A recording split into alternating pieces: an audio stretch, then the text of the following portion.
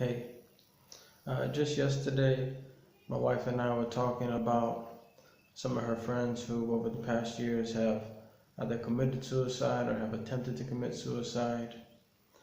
She's had a lot of friends who have died prematurely.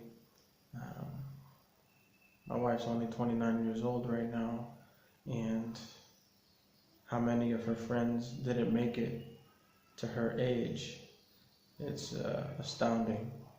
Almost every year we're finding out about a new person who died, who overdosed or committed suicide, died in a car accident or what have you.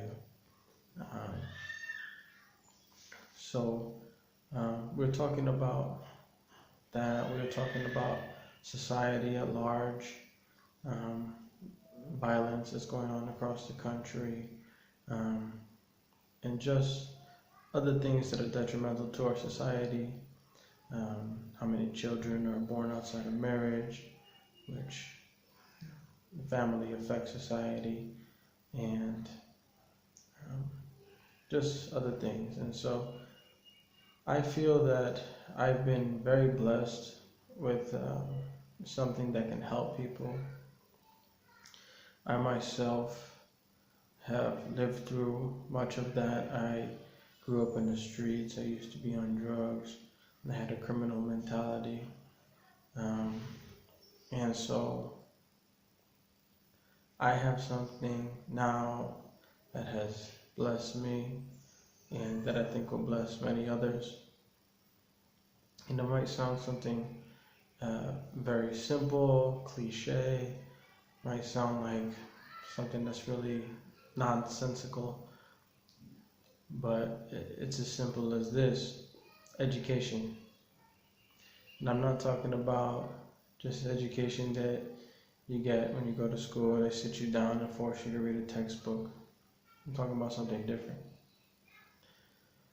I'm talking about something, I'm reaching back into the past over thousands of years, and I'm talking about philosophy. I'm talking about wisdom.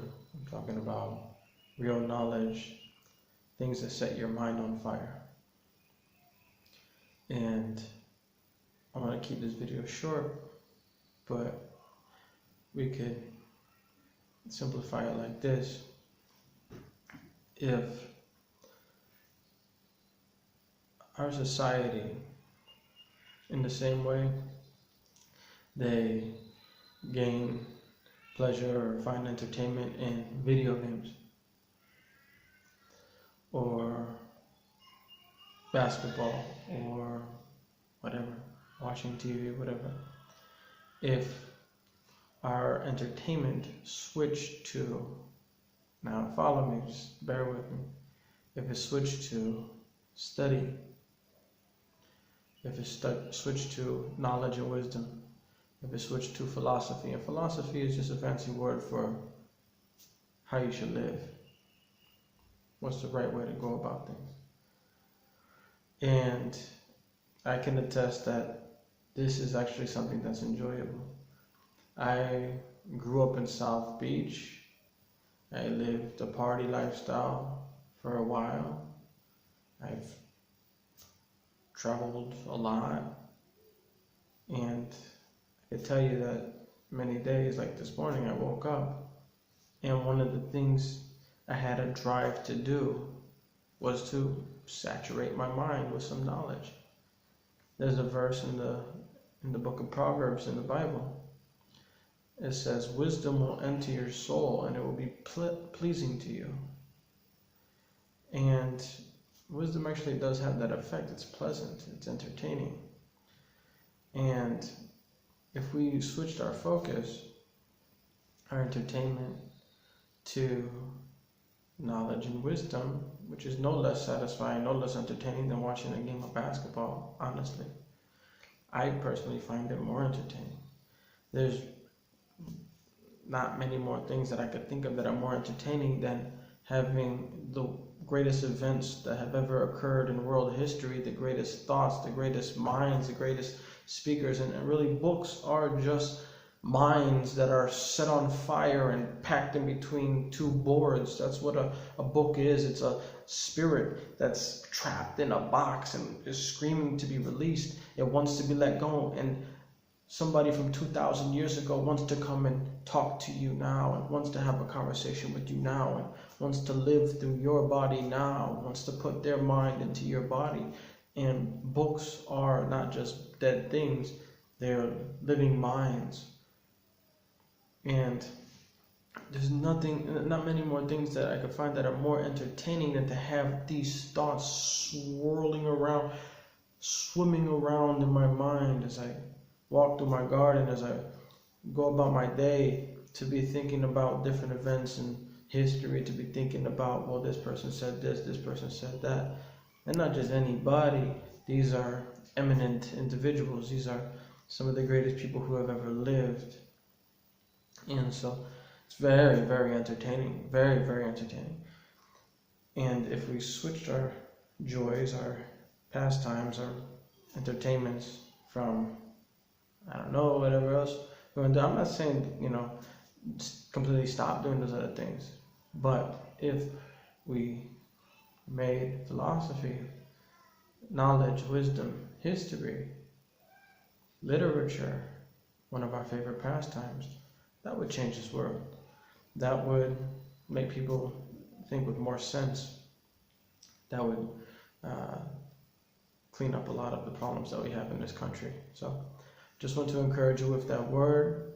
That would help people. I 100% believe it will help people who are contemplating suicide. Not only are books entertaining, but it's literally like companionship. One person said that reading great books are like having a conversation with some of the finest minds of the past. And if you're lonely, read a book. You have consolation, you have companionship right then and there. Other people have said that they are great necromancers. A necromancer is a person who summons forth the spirits of the dead and speaks to them like a witch or a diviner. And they were speaking comically. They said, I'm a great necromancer because he said his best friends were dead people, meaning his books. He's a great necromancer. Not a witch, but he loved books. And so read books. And just to start off, I thought quickly through a lot of the books that I know. What are some good books to start off for somebody who doesn't know how to get started in philosophy, or something entertaining, something in history, to get started? And also for somebody maybe who doesn't read too well, who's not used to it. Reading is a habit that you have to develop, you have to form. And you learn to love reading by reading. The more you read, the more you love to read. And so I thought about what are some books for novices, for beginners to start with, and that are entertaining. And so just a couple off the top of my head, I could think of the autobiography of Benjamin Franklin. I can think of another autobiography by Winston Churchill called My Early Life. I can think of G.K. Chesterton, a book of his essays. That was one of my starting books. It set my mind on fire, made me passionate to learn about who are all of these authors that he's quoting in these books that he's mentioning that I have never read or heard of, and it made me want to go expand my knowledge. You could even go to Plato's Republic if you wanted to. The Anatomy of Melancholy, if you feel depressed. Somebody wrote a book about depression 400 years ago. It's about 1,000 pages long. And Lord Byron, a famous poet, said that you'll learn more from reading that book than any 20 other books combined. The Anatomy of Melancholy. Samuel Johnson said that was the only book that would make him wake up 2 hours early just to read The Anatomy of Melancholy. If you're depressed, melancholy is another word for depression. It's all about that, but it doesn't just talk about depression, it talks about every subject.